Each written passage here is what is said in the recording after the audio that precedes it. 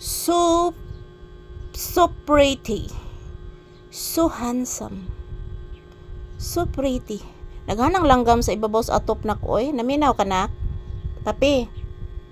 Papi. Naminaw ka nak? Daghang kang langgam sa ibabaw anak. Kabati ka aron anak? Ayan po guys, nakikinig po si Papi sa mga sa mga boses ng langgam, sa mga boses ng ibon. Nandyan po dyan sa ibabaw ng bubong. Nandyan po ang mga ibon. Nagtambay pong mga ibon doon guys.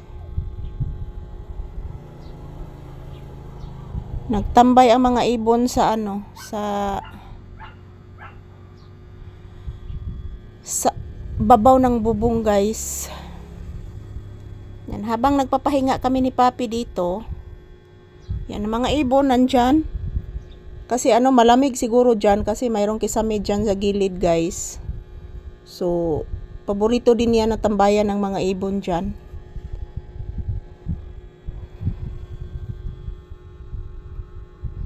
Paboritong tambayan ng mga ibon.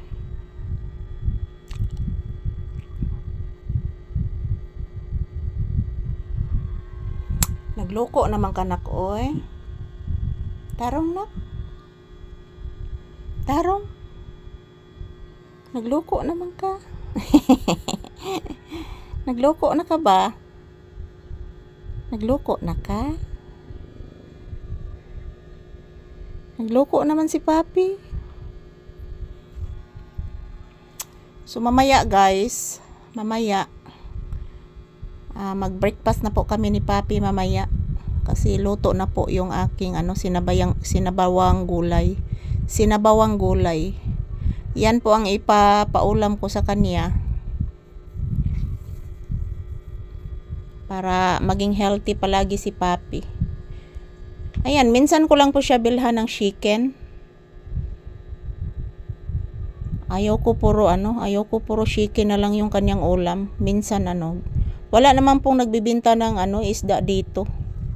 So ngayon, gulay lang muna yung aming ulam ni Papi.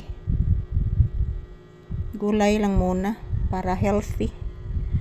Para healthy guys, magulay lang muna. Yan po palagi ang tinuturo ko kay Papi. Huwag masyadong karne. Paborito niya ang adobong baboy guys, paborito din ni Papi. Yung fried chicken, paborito din ni Papi.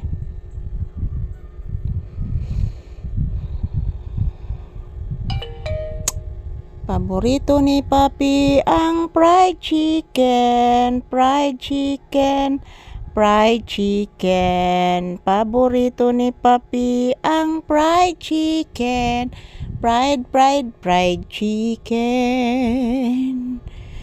Paborito ni Pangga ang fried chicken, fried chicken, fried chicken.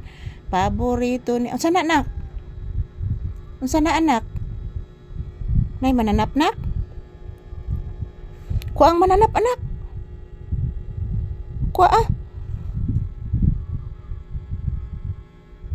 Kuang mananap Pangga,